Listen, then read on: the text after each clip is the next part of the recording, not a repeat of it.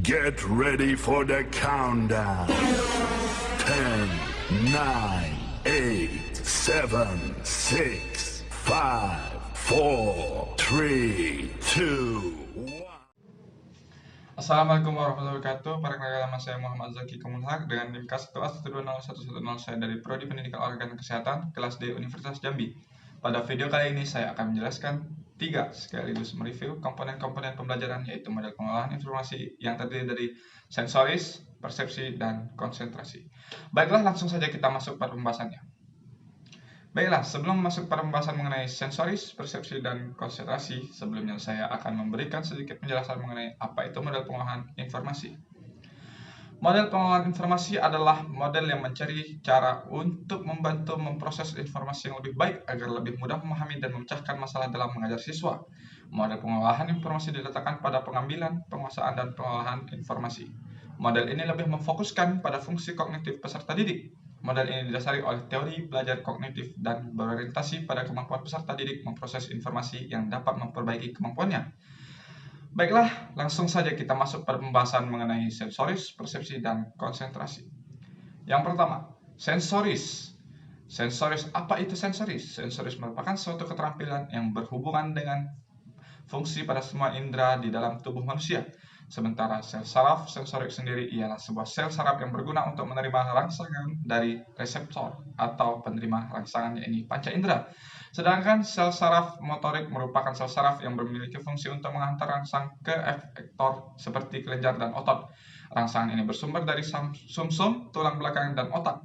Nah, setelah kita mengetahui apa itu penjelasan dari sensoris, selanjutnya saya akan menayangkan sekaligus mereview sebuah video aktivitas anak-anak tentang sensoris.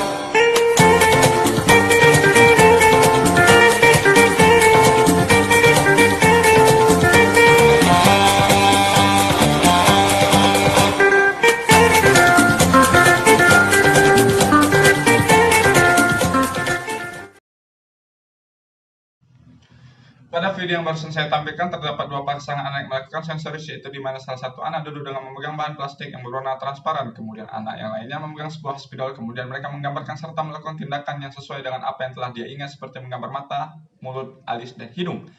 Begitu juga dengan anak yang lainnya. Nah, di video tersebut kita melakukan sesuatu tindakan melalui rangsangan otak, mata, dan tangan. Selanjutnya kita akan membahas tentang persepsi. Persepsi. Yang kedua, persepsi. Apa itu persepsi? Menurut 2 para ahli yang berbeda tentang penjelasan dari persepsi. Yang pertama, menurut Suranto, persepsi adalah suatu proses diterimanya stimulus oleh individu melalui alat indera atau juga disebut proses sensoris.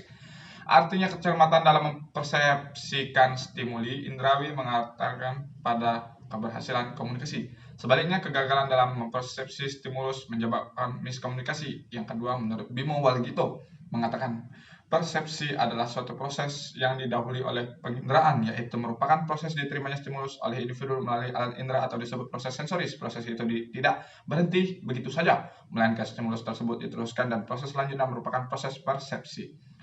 Baiklah, selanjutnya saya akan menayangkan sekaligus mereview sebuah video aktivitas anak buah. Ya.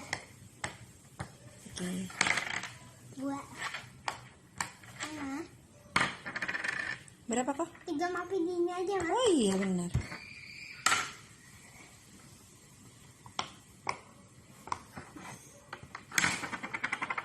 Sampai ini. 2.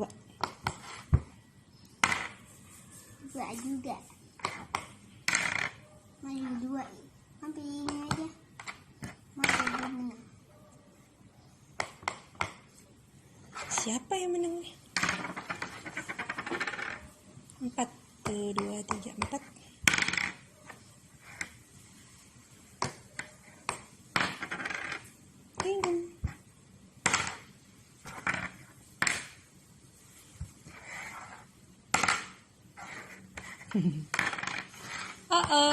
Ada yang mau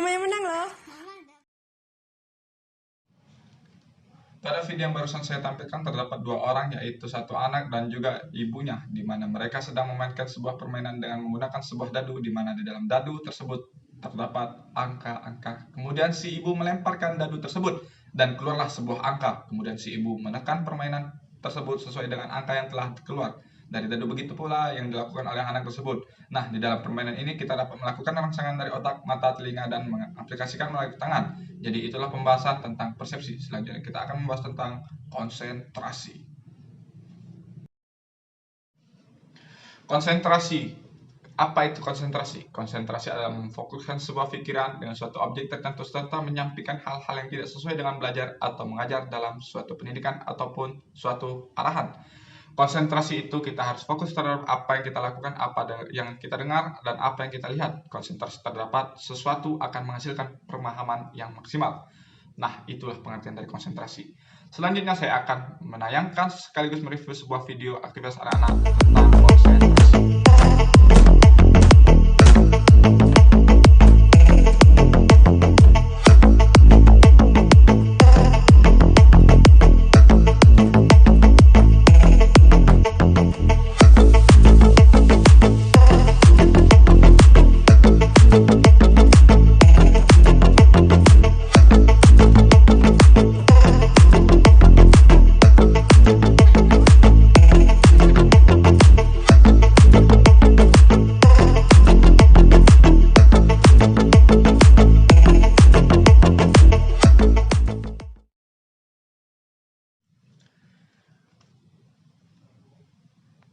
Baiklah, pada video yang barusan saya tampilkan terdapat dua anak laki-laki dan perempuan sedang memainkan sebuah permainan yang menggunakan konsentrasi dengan menggunakan origami yang memiliki berbagai bentuk. Disitulah kita melatih konsentrasi dan pemahaman dapat kita lihat. Anak itu melakukan dengan tangan sesuai dengan bentuk origami yang ada.